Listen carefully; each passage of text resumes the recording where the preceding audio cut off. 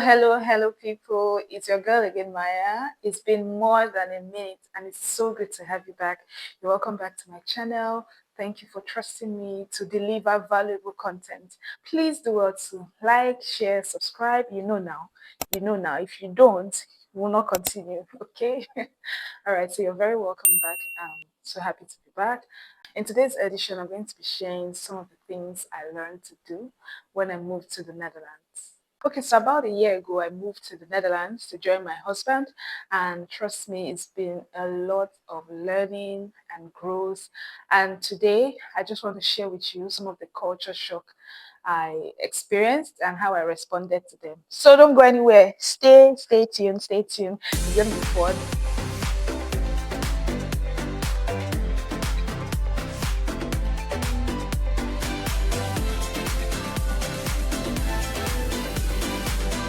Before we continue, let me quickly give a background gist. Leaving Nigeria was not anywhere close to my short-term plan. Like I wasn't really, I mean, it was a good idea. Who don't think about, wanting to leave Nigeria? Um, but for me, it was not in my short-term plan. Leaving Nigeria, not to even talk of like basing somewhere else outside, an environment I'm familiar with. In this case, Nigeria, right? And I was just, in Nigeria doing my thing, doing all the things I love to do, being me. And God sent this amazing man, my way. And everything just clicked so quickly in such a short time, got to know each other, and everything just clicked so quickly. Let's leave it at that. Story for another day. And we got married. And that was when it dawned on me that I was really going to leave Nigeria. And this one is not visit and come back, like, because my husband has always been based here in the Netherlands, and it really dawned on me. I'm like, okay, and so I began my research, and you know, fast forward now, I'm seeing that most of the research I did, they were vague.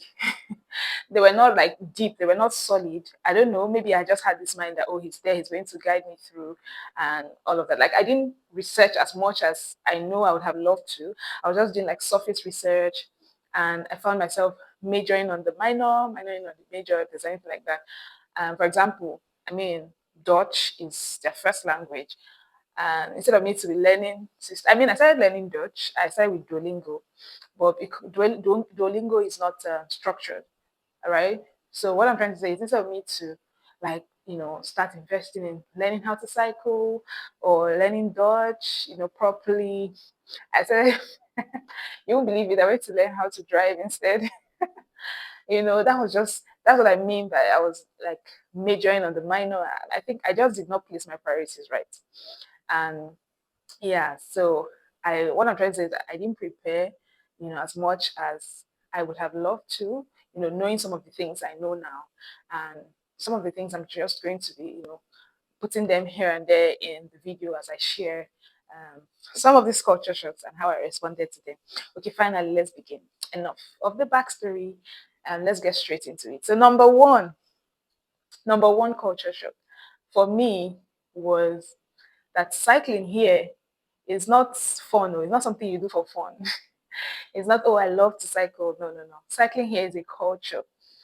I came here and saw how simple life can be.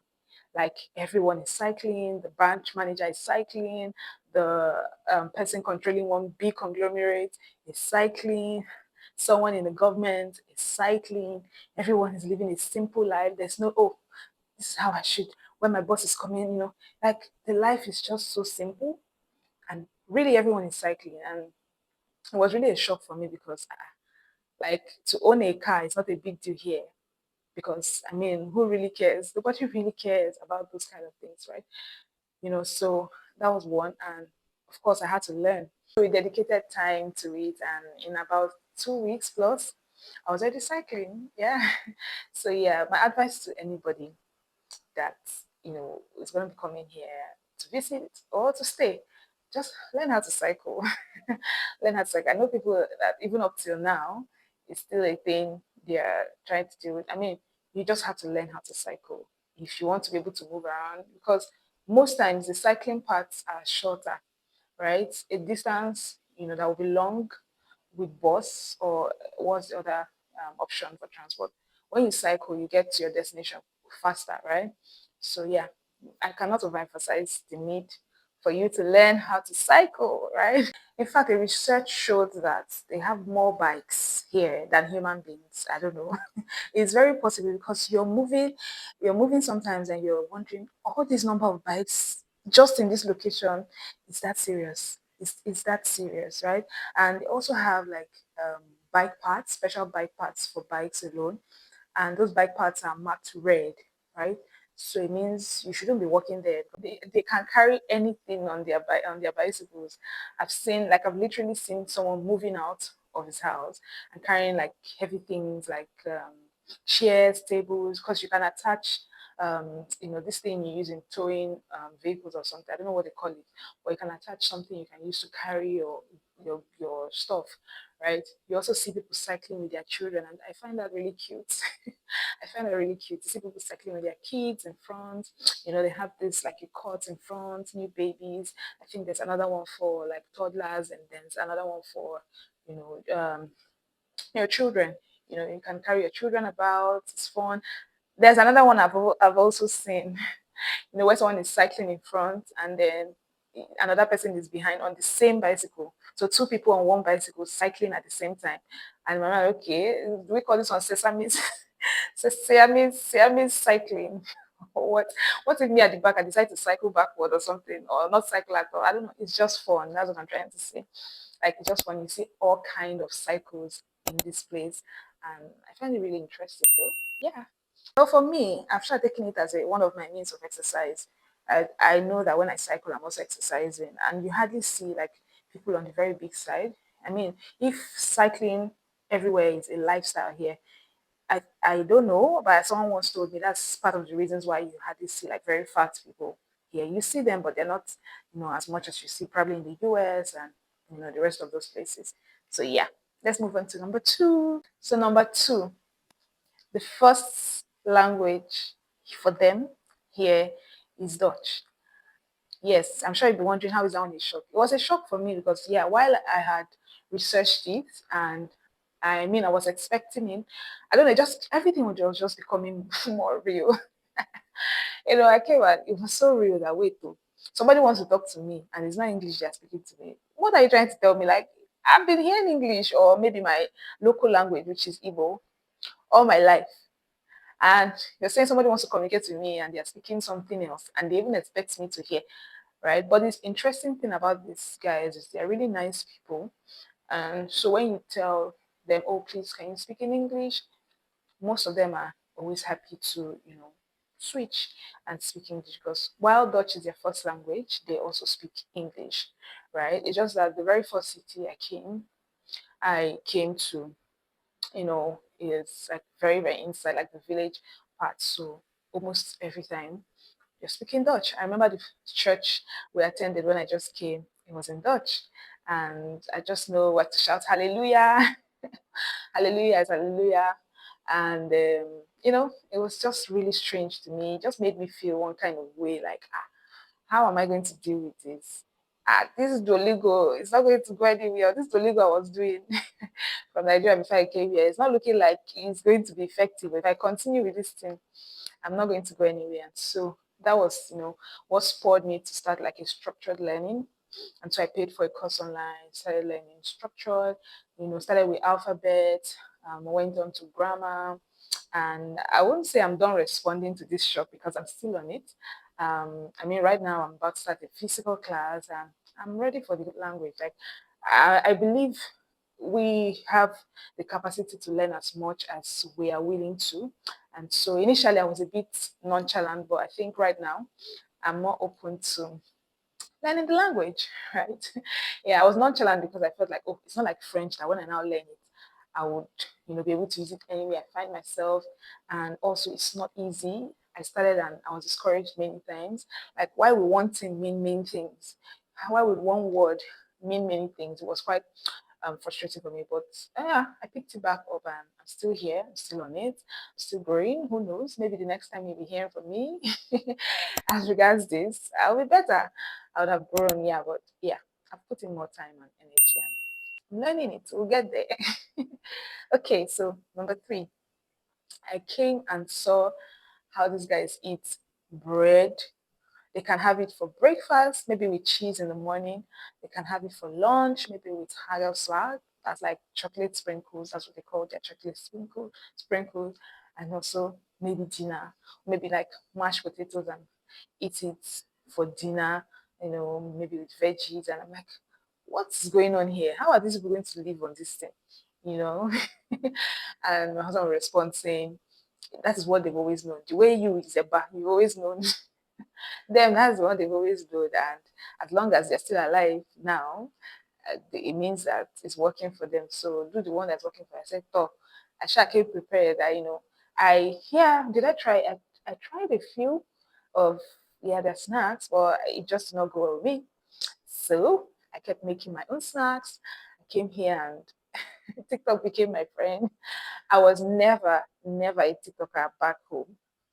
Yes, I had the account, but I wasn't just using it. But I came here and saw how valuable, TikTok became my go-to. In fact, I started doing more TikToks than Instagram. My Instagram, I'm sorry, but here for now, right? I started doing more TikToks than Instagram because I saw that it's easier to.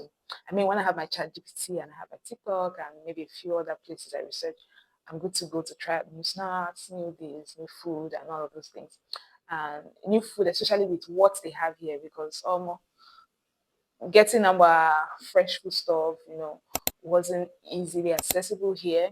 And also some of our fresh fruits, they're not able to grow certain fruits here because of the soil, and sometimes you take supplements to make up. I came here and saw how, sometimes you just also have to support some of the things you're eating with supplements if you want to, maintain, your health. If you're that person that is very conscious of your health, sometimes you have to like back it up with supplements, just to make sure that you're eating right and your body feels right as well.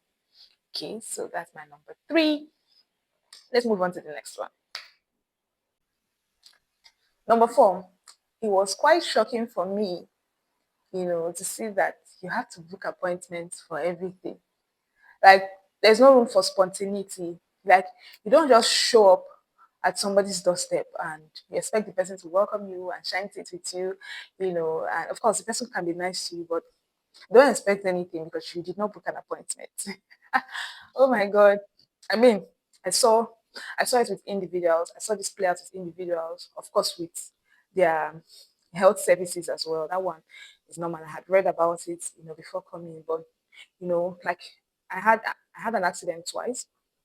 I remember the first time I had an accident somewhere on my head. I think the mark is still there. I we called they call them house arts here, like your general practitioner. Like you come, you register, of course, with an HMO and all of those things. Those things are compulsory here. And I had that accident, and first of all, you get a call, you describe how you're feeling, everything that is going on with you, and you think the next thing they'll tell you is, oh, okay, so come over to no, no, no.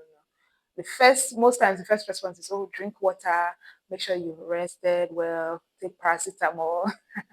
So that's it I saw online about them prescribing paracetamol for everything. It's so true. I experienced it twice, and the second time I was really pissed. I was like, is it that these people don't, care about my health? Like, nothing is just spontaneous. So that's just the way they are structured. They are like, I don't know how to put it. And it's something that over time, I think I'm getting to see, some of the reasons, some of the benefits of, why they do some of these things. At first, when I came, I was like, nah, this is nonsense. Like, why? You should take care of me. You should make sure I'm fine immediately. You should, but they are very careful to, just, load you with drugs, or it just has to be very critical before they attend to you in that manner, right? That's one. And of course, if you miss your appointment, oh, you know why are you missing appointment? Like, they are so strict about appointments. First of all, you don't just show up, even at the barbing salon, even with businesses. I mentioned that as well. You want to make your hair, you book an appointment.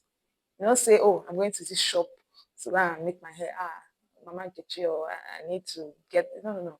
Just book an appointment. You don't just show up to certain places. Even some restaurants, right? There was this restaurant I remember we walked in, and the first thing they asked was, "Oh, did you book an appointment?" I'm like, "No, sit chairs now. Can I just sit down and order my food?" And they're like, "Oh no, those chairs are booked." Okay, my Nigeria people I know, those chairs are booked. So now that I'm here, you cannot quickly attend to me. And then when those people come, probably I would have been done by then. No, no, no, no. They don't operate that way. No, your appointment is appointment. Your time is your time. You don't come and sit on somebody's seat saying, "Oh, before they come, quickly attend to me." No, no, no. It's not just how they operate here. And I don't know. I think it's kind of rubbing off on me already. Intentionally picking up the cultures I think would be good for me as a professional, going forward. And yeah, I think this is one of them. And keeping to time. It has also helped me to keep to time because I know if I miss an appointment, I'm either going to pay money or lose that appointment till God knows when next I can book another appointment. And most times, trust me, I'm not ready for that stress. Because sometimes before you even get an opportunity to book another one, it's like, and you're like, guy, don't you want to make money? Are you kidding me? Why are people doing like this? Everything, was really strange and shocking to me. I just could not understand it. I was networking with someone and she was telling me how she was cooking for a Dutch person, and the Dutch person's brother lives close to the Dutch person, and the brother was passing by, and the brother quickly reached out to say, "Oh, I'm passing by. I'm going to stop by the house," and she was cooking. And she says to the Dutchman, "Oh, okay, since your brother is coming, let's let's also make some food for him." And the Dutchman is like, "Oh, no, no, no, no, no, please. He didn't he didn't tell us ahead of time. He didn't book an appointment." And she's like, "Okay, you know what? Let him have mine. It's fine. He can have mine." He's like, "No, no, no, no. I mean, this person I'm talking about is not a Dutch. She's an African, right?" So she was telling me, and she said she could not understand it. Like, your brother is coming over. You're saying your brother should book appointments, before you can even offer him something. And truly, she said it shocked her to see that the brother eventually came, and truly they went to the dining to have dinner. And the brother sat in the parlor, and when they were done, they came to join the brother. And don't get me wrong, like, this might be cool for them. Maybe that's how they do their things. Like, maybe that's what the brother would have done. I don't know. Because according to the G's, this brother sitting in the parlor was not even offended. Probably that's how they do their thing. But for us now, like, how? Like, your uncle is coming to the house, your cookie. Can never offer him like part of the one you cooked or something. I don't know. Like, it was really weird. And no, that one I'm not picking that one. I'm not picking that one. Yeah, the part I'll pick for this one is, and that this was my response. Learning how, you know to not to just bump into people, to give people enough time to plan, because personally my personality is such that I I love spontaneity. I like to, because I'm a creative, I like to think out of the box. I like to just try out things. An idea can just come and I'm reaching out and saying, "You know what, I'm coming to do this. I'm coming to your place to do this. Can we work on this together?" And I came here, I saw that it doesn't work like that for them here because of how the people's work structure is, and also the mentality. You don't just bump into people. You give them enough time to plan the activities, to plan their movement and all of that. So I learned that, and that's how I responded to that. And also when I myself, I have an appointment with someone, keeping to time. I am so so more conscious of that than I used to be before. And yeah, I'm not perfect. Sometimes I still come late here and there, but I am consciously working on it, and because I know it's really going to help me going forward. Okay, so that's that. Okay, so the fifth one is, I came here and saw how I saw the need to do things myself. Like, what I'm trying to say is, I mean, we've always heard growing up, "Oh, abroad is DIY, you like do it yourself. Abroad, oh, you have to be very handy. It would be nice if you can do this and do that." And I've always been a very handy person, naturally. I've always been a very handy person, and this being handy came in handy for me. Yeah, being handy came in handy for me when I got here. It was such a blessing because I came here. This is 1 year, right? I've not had to pay money to make my own hair. While that can be stressful sometimes, in fact, before I made this one I'm putting on right now, I actually wanted to rest until 1 year. Let me now finally, go out and get my hair done. And I tried to book an appointment because it's summertime, right? Almost everyone is fully booked. And this one said, "Oh, you have to reach out. Oh, I'm fully booked for now till maybe 2 weeks." Almost everybody's fully booked, appointment. Like that thing I just mentioned previously, like I was just exhausted. I said, "I beg, after I can leave myself." And I really, yeah, you like it, right? Thank you. Okay, so yeah, basically, it was very valuable. I mean, I could do fascinators, I could make clothes, I could do hair, I could do everything. I can actually do everything you can think about, except maybe makeup. I'm not so. I can do my makeup, but I'm not. I wouldn't say I'm too good with that. I came here and I tried several things. I came here. I've done decoration. I mean, hair. But right now, I'm building a brand in um, hair making and all of that. I've made a couple, a lot. In fact, I'll be very honest. Like I've benefited from this skill, particularly this braiding skill. I've benefited a lot from it.